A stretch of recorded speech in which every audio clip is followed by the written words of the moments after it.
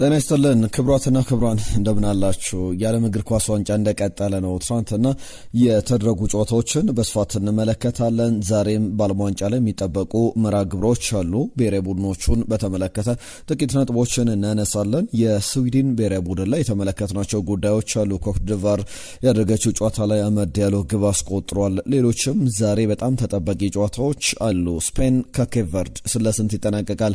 ግምቶቻቸውን ላኩልን። ምሽት 4 ሰዓት ላይ ቤልጅየም ከግብጽ ጋር የሚያደርገው ጨዋታ አለ። ሳውዲ አረቢያና ዩራጓይ፣ ኢራን ከኒውዚላንድ በሚደረገው ጨዋታ ላይ የኢራን ብሔራዊ ቡድን የዚህ ፕሮ ሪቮሉሽን ከዚህ ከአብዮቱ በፊት የነበረውን የሀገሪቷን ባንዲራ እንዲጠቀም ጥያቄ አቅርቦ ፊፋ መከልከሉ ይታወቃል። በዛ ሂደት ላይም ደግሞ የተሰሙ ጉዳዮች አሉ። ሌሎች አጫጭር ጉዳዮችንም በስፋት እየተመለከትን እንቆያለን። የተወደዳችሁ ሀሳብ አስተያየቶቻችሁን ላኩልን፣ መልእክቶቻችሁን እንቀበላለን። ዓለም ዋንጫ ላይ ግምቶቻችሁን ላኩልን። በተለይ ደግሞ የስፔንና የኬፕ ቨርድ ጨዋታ። ኬፕ ቨርድ በጣም ትንሽ ሀገር ናት። ከስፔን ጋር የምታደርገው ጨዋታ በስፔን ብሔራዊ ቡድን በኩል ለሁለተኛ የዓለም እግር ኳስ ዋንጫ ድል የሚጫወቱበት ነውና በዚህ ጨዋታ ላይ ግምቶቻችሁን ላኩልን። ቤልጅየምና ግብጽ የሚያደርጉትም ጨዋታ ይጠበቃል። ከዛ ውጪ አጫጭር የዝውውር ጉዳዮችን ይዘናል። ማንቸስተር ዩናይትድ ቼልሲ ተጫዋች መሸጡን ወይም ለመሸጥ መስማማቱን ከሪያል ማድሪድ ጋር ተመልክተናል። እንዲሁም ተተኪውን ፍለጋ ገበያ ላይ ወጥቷል። ኤልማን ኒዲያዬን በተመለከተ ማርክ ካሳዶ፣ አዩብ ቡዋዴን የተመለከቱ ጉዳዮችን በስፋት እየተመለከተን እንቆያለን። የሩበን አሞሪም ጉዳይም ይነሳል። ሌሎች አጫጭር ጉዳዮችም ከቴለር አዳምስ ጋር በተያዘ የፕሪሚየር ሊጉ አማካይ ነው። እዛ ወደ ፕሪሚየር ሊጉ ክለብ ለመዛወር በጣም ተቃርቧል። ሳንድሮ ቶናሊ፣ ሉዊስ ሆልን በተመለከተ አዳዲስ ጉዳዮችን እየነገርናችሁ እንቆያለን። ሀሳብ አስተያየት መልእክቶቻችሁን እንቀበላለን። ትናንትና በዝውውር ጉዳዮች ላይ ያነሳናቸው ሀሳቦች ነበሩ። የእናንተን ሀሳብ አስተያየቶችም ወደ በኋላ ላይ መለስ ብዬ ያቀርባለሁ። ይህን ቪዲዮ ላይ ካድራችሁ ጀምሩ፣ አብረውነታችሁ አይለን። በቀጥታ ወደ ጉዳዮቻችን አልፈናል። አስቀድመን ከዓለም ዋንጫ ጉዳዮቻችን ጀምረው የዓለም እግር ኳስ ዋንጫ ትናንትና የነበሩ ጨዋታዎች አሉ። አስቀድመው ከተደረጉ ጨዋታዎች መካከል የጀርመን ብሔራዊ ቡድን ከሮኳና ብራዚል ብሔራዊ ቡድን ምን ያመሳስላቸዋል በሚል መቀለጃ እስካሁን ድረስ የብራዚል ብሔራዊ ቡድን ጨዋታ ያስታወሰ አንድ ጨዋታ ተመልክተናል። የጀርመን ብሔራዊ ቡድን 7-1 በሆነ ውጤት አሸንፏል። ነሜቻ 6ኛው ደቂቃ ላይ ግብ አስቆጥሯል። ሽሎተንበርግ ከቨርስ 2 ግቦችን፣ ጀመል ሙሲያላ፣ ናትናኤል ብራውን እንዲሁም ደግሞ ኡንዳቭም ሌሎችን የጀርመን ብሔራዊ ቡድን ግቦች ያስቆጠሩና ከዚህ ጨዋታ ደግሞ የአርሰናሉ ከቨርስ የጨዋታው ኮከብ ተብሎ እየተመረጠበት ነበርና 7-1 በሆነ ውጤት ተጠናቋል። በእርግጥ 1-1 በሆነ ውጤት ጨዋታው ቀጥሎ ነበር። 21ኛው ደቂቃ ላይ ኮራኳ ብሔራዊ ቡድን ግብ አስቆጥሮ በኮምቢኔሽን አማካኝነት ከዛ በኋላ ግን ጨዋታው 7-1 በሆነ ውጤት ተጠናቋል። የብራዚል ብሔራዊ ቡድንን የዓለም ዋንጫ 2014 በዛው በብራዚል የተደረገው ጨዋታ 7-1 ጀርመን ብራዚልን ያሸነፈችበትን ጨዋታ የሚያስታውስ አይነት አጋጣሚ ነበረ። ከቨርስ የጨዋታው ኮከብ ነበር፣ 2 ግቦችን አስቆጥሯል። ገና ከወዲሁ እንግዲህ በዓለም ዋንጫ ላይ ምን አይነት ጉዞ ሊኖረው ይችላል በሚል ስናነሳ እንደነበረ ይታወሳል። በተለይ አሰልጣኝ ኡለን ናግልስማን ተጫዋቹ የሚገርም ኳሊቲዎች ያሉት ብለው ሲጠቅሱለት ነበረ። ከኔዘርላንድና ጃፓን ጋር በተያዘ ጥሩ ፉክክር የተደረገበት ጨዋታ ነበረ በሁለቱም ብሔራዊ ቡድኖች በኩል። ቨርጂል ቫን ዳይክ 51ኛው ደቂቃ ላይ፣ ናካሞራ 57ኛው ደቂቃ ላይ ግብ አስቆጥሮ ጃፓንን አቻ አደረገ። ከዛ በኋላ ግን የዌስትሃሙ ተጫዋች ሰመረቪል 64ኛው ደቂቃ ላይ ግብ አስቆጥሮ የኔዘርላንድ ብሔራዊ ቡድን 2-1 ይመራ ነበር እስከ 89ኛው ደቂቃ ድረስ። ከማዳ 89ኛው ደቂቃ ላይ ግብ አስቆጥሮ ሁለቱ ቡድኖች ጨዋታቸውን በ2-2 በሆነ ውጤት አንዳንድ ነጥቦችን ይዘው አጠናቋል። ከዛ ውጪ ከእኩለ ሌሊት በኋላ የሚያስደረገ ጨዋታ ነበረ። ኮት ዲቯር ጨዋታውን አከናውኖ ነበረ። አመድ ዲያሎ ተቀይሮ ነበር ወደ ሜዳ የገባው። የመጀመሪያ አሰላለፉ ውስጥ አልተካተተም። ጨዋታውን ስንመለከት በአጠቃላይ እነ ኒኮላስ ፔፔ፣ ኤሌዋይ በአጥቂ ስፍራ ላይ የተካተቱበት፣ የዲያሞንዴ በዞማና ቱሬም በአማካኝ ስፍራ ላይና በመስመር አጥቂ ቦታ ላይ የተሳለፉበት ነበረ። የዲያሞንዴ የጨዋታው ኮከብ የሚያስብለውን እንቅስቃሴ ያሳየበት ነበረ። አመድ ዲያሎ 56ኛው ደቂቃ ላይ ባዞማና ቱሬን ቀይሮ ነበር ወደ ሜዳ የገባው። ባዞማና ቱሬ በብዙ ክለቦች የሚፈለግ አይነት ተጫዋች እንደሆነ ይታወቃል። ነገር ግን አመድ ዲያሎ በጣም ወሳኝ ግብ አስቆጥሯል። 89ኛው ደቂቃ ወይም 90ኛው ደቂቃ ላይ ጨዋታው ተጠናቀቀ። 0-0 በሚባልበት ሰዓት ላይ በኤኳዶር ብሔራዊ ቡድን ላይ ብቸኛውን ግብ አስቆጥሮ ጨዋታ 1-0 በሆነ ውጤት በኮት ዲቯር ብሔራዊ ቡድን አሸናፊነት ተጠናቋል። ስዊድን ያደረገችው ጨዋታ የስዊድን ብሔራዊ ቡድን በሰፊ የግብ ልዩነት አሸንፏል። አያሪን በተመለከተ የፕሪሚየር ሊጉ የብራይተኑ ተጫዋችን በተመለከተ ብዙ ሀሳቦች ይነሳሉ። በትውልድ ቱኒዚያዊ ነው፣ ነገር ግን ለስዊድን ብሔራዊ ቡድን ይጫወታል። እሱ አስቀድሞ ገና ታዳጊ ያለው 2001 ላይ ወደ ቱኒዚያ ብሔራዊ ቡድን ዜግነቱን ቀይሮ መጫወት ይፈልግ ነበር። ነገር ግን በአባቱ በኩል ስዊድን ተቀብላናለች፣ ስደተኞች ናቸው እንደሚታወቀውና ስዊድን ተቀብላናለች፣ ስለዚህ አሳድጋለች፣ ተቀብላለች፣ ስለዚህ ለስዊድን ብሔራዊ ቡድን ነው መጫወት ያለበት በሚል አያሪን ነግሮት ነበር። ትናንትና የቱኒዚያ ብሔራዊ ቡድን ላይ ነው ግብ ያስቆጠረው የትውልድ ሀገሩ ላይ 7ኛው ደቂቃ ላይ። ከዛ በኋላ አሌክዛንደር አይዛክ፣ ቪክተር ዮኬሬሽ፣ ሳንቨንበርግ ሌሎችን የስዊድን ብሔራዊ ቡድን ግቦች ያስቆጠሩ ተጫዋቾች ናቸው። ከዛ ውጪ ዛሬ የሚደረጉ ጨዋታዎች አሉ። ስፔን ቨርድ ቤልጅየም ከግብጽ የሚያደርጓቸው ጨዋታዎች አሉ። ከዛ ውጪ ሳውዲ አረቢያና ዩራጓይ እንዲሁም ኢራንና ኒውዚላንድ የሚያደርጉትም ጨዋታ ይጠበቃል። በኢራን ብሔራዊ ቡድን በኩል የዚህ የፕሮ ሪቮሉሽን ወይም ደግሞ ከዚህ ከቅድመ አብዮቱ ዘመን በፊት የነበረ የኢራን ብሔራዊ ባንዲራ አለና ያንን ባንዲራ በስቴዲየሞች ይዘው እንዳይገቡ ፊፋ ክልከላ ጥሎ ነበር፣ አግዶ ነበር። ነገር ግን በፍርድ ቤት ጉዳዩ ሲታይ ነበረ። ነገር ግን በዛሬው ጨዋታ ላይ ፊፋ ተሸንፎ የኢራን ብሔራዊ ቡድን ደጋፊዎች የፈለጉትን አይነት ባንዲራ ወደ ስቴዲየም ይዘው የሚገቡበት እድልም አለ ተብሏልና ትናንትና የነበሩ ጨዋታዎች በአጠቃላይ እነዚህን ይመስላሉ። ብዙ ጉዳዮችን የተመለከትንበት ነበረ።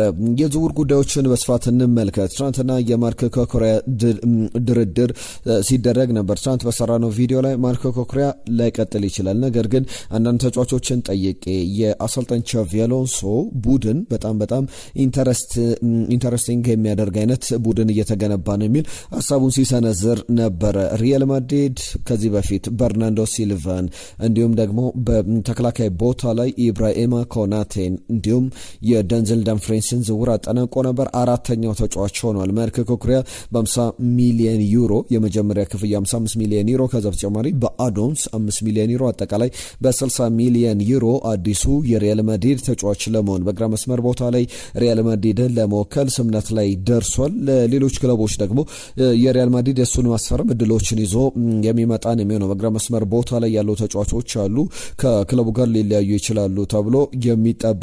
በሪያል ማድሪድ ቤት ግን ማርክ ኮኮሪያ ከቸልሲ ተለያይቶ ሪያል ማድሪድን ለመቀላቀል ተስማምቷል። ከዚህ በፊትም በዚሁ በቤስት ስፖርት ኢትዮጵያ ቻናል ላይ በስፋት አንስተነዋል። አሰልጣኝ ቻቪ አሎንሶ ኤንዞ ፈርናንዴዝንም እንዲሁም ማርክ ኮኮሪያንም ከክለቡ ጋር እንዲቆዩ ላይፈልግ ይችላል ብለን ስናነሳ እንደነበረ ይታወቃል። ማርክ ኮኮሪያ በቅርብ ከ3-4 ወራት በፊትም በደንብ ያነሳነው ጉዳይ ነበር። አንድ ቃለ መጠይቅ ነበረበት። በዛ ቃለ መጠይቅ ላይ ምን ተብሎ ይጠየቃል? ጸጉርን ለዓለም ዋንጫ ብለህ ዓለም ዋንጫን ለማንሳት ብለህ የዓለም ዋንጫ አሸናፊ ለመሆን ብለህ ጸጉርን ትቆረጣለህ ወይ ተብሎ ነበር። በጭራሽ ብሎ ነበረ ምላሽ የሰጠው። ከዛ በኋላ ሁለተኛው ጥያቄ ደግሞ ጸጉርን ለሪያል ማድሪድ ብለህ ለሪያል ማድሪድ ለመጫወት ትቆረጣለህ ወይ ሲባል በደንብ ቆረጣለሁ ብሎ ሪያል ማድሪድን ከዓለም ዋንጫ ጭምር ያስበለጠ ተጫዋች ነበረ። አሁን የሪያል ማድሪድ አዲሱ ተጫዋች ለመሆን ተስማምቷል። ሪያል ማድሪድ ቤት ሳሚ ኬድረን ታስታውሱታላችሁ። በጆዜ ዘመን የነበረ ምርጡ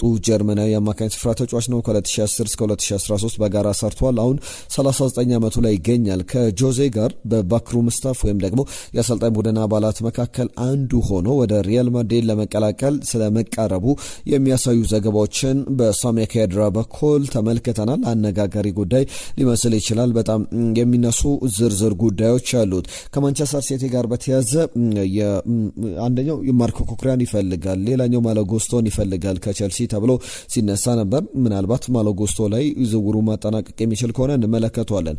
ከሲቲ ጋር በተያዘ ጆስኮ ግቫርዲዮልን ሌሎች ክለቦች ይፈልጉታል። በተለይ ባየር ሙኒክ፣ በዋናነት ደግሞ ሪያል ማድሪድ ይፈልጓል። በተለይ ሪያል ማድሪድ የግራ መስመር ተከላካይ መሆን የሚችል የመስመር ሴንተር ባክም ሆኖ መጫወት የሚችል ሴንትራሊ መከላከልም የሚችል ተጫዋች ይፈልግ ነበርና ይህንን ክሮኤሺያዊ ተጫዋች በዋነኝነት እቅድ በተለይ ሪካርዶ ካላፊዮሪ ወይም ደግሞ ጆስኮ ግቫርዲዮል በሚል በሪያል ማድሪድ እቅድ ውስጥ የተቀመጡ ነበሩ። ማንቸስተር ሲቲ ለተጫዋቹ አዲስ ውል አቅርቦለት እስከ 2030 ድረስ ጁን 2030 ድረስ በኤታድ ስታዲየም የሚያቆይ ውል ለማስፈረም ጥያቄ አቅርቦ ድርድሮች ሲደረጉ ነበር። በመጨረሻም ከሪያል ማድሪድ የቀረበለት ፍላጎት እንዳለ ነው። ነገር ግን ስምነት ላይ ስለመድረሱ ፋብሪዚዮ ሮማኖ ይዞት የወጣው ዘገባ ያሳያል። የተሻሻለውን ደሞዝ እንዲሁም ደግሞ አጠቃላይ ኢምፕሩቭ የተደረገውን ኮንትራትም ለመቀበል ከጫፍ ደርሷልና አዲስ ውል በቅርብ ቀናት ውስጥ ይፈርማል ተብሎ ይጠበቃል። ኤንዞ ማሬስካ የተጫዋቹን የረጅም ጊዜ እቅድ የማንቸስተር ሲቲ መሰረት ነው ብለው እንደሚያስቡ የሚያሳዩ ጉዳዮችን ተመልክተናል። ከማንቸስተር ዩናይትድ ጋር በተያያዘ የሉዊስ ሆል ጉዳይ ባለፉት ቀናት ሲነሳ ነበርና ፋብሪዚዮ ሮማኖ ማንቸስተር ዩናይትድ አሁንም ተጫዋቹን ለማስፈረም በጣም የተሻለ አድቫንስድ ፖዚሽን ላይ ይገኛል። ከዛ ውጪ ሉዊስ ሆል በግራ መስመር ተከላካይ ቦታ ላይ የሉክሾ ረጅም ጊዜ ተተኪ መሆን ይችላል። አንደኛ ሆም ግሮም ታለንት ነው። በዛው በእንግሊዝ ሊጎች ላይ ያደገ ተጫዋች በመሆኑ ሉክሾንም በደንብ መተካት ይችላል። ሉክሾ ምናልባት በማንቸስተር ዩናይትድ የረጅም ዓመታት ቆይተው ዘንድሮ ነው ሙሉ የሲዝኑን በማገልገል የተመለከት ነውና ከማንቸስተር ዩናይትድ ጋር በተያዘ ሉዊስ ሆልን በሚቀጥሉት ቀናት ላይ ኦፈር አድርጎት አዲስ ኮንትራት ወይም ተጫዋቹን ለማስፈረም ድርድሮችን አጠናቀው የማንቸስተር ዩናይትድ ተጫዋች ሊሆን የሚችልበት እድል በጣም ሰፊ ነው የሚሉ ዘገባዎችን ተመልክተናል።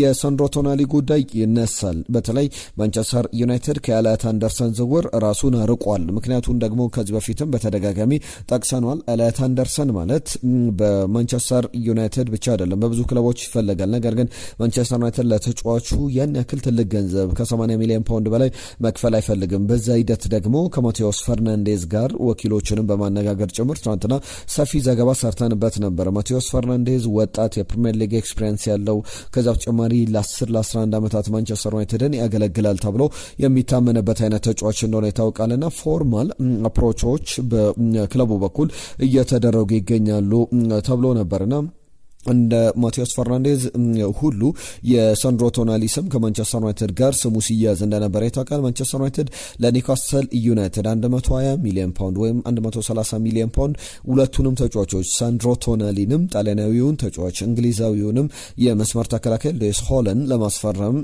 በጣም ፍላጎት አለው። ነገር ግን ይህንን ያክል ትልልቅ ገንዘብ ለተጫዋቹ መክፈል አልፈለገምና ሳንድሮ ቶናሊ ከዚህ በኋላ የማንቸስተር ዩናይትድ እቅድ አካል ሆኖ አይቀጥልም የሚሉ ዘገባዎች ፋብሪዚዮ ሮማኖ ይዞ ወጥቷል። ሳሙኤል ላከርስተር በዝውውር ዜናዎች ላይ በጣም ጥሩ ዘገባዎችን ይዞ የሚወጣ ጋዜጠኛ ነውና ያነሳቸው ጉዳዮች አሉ።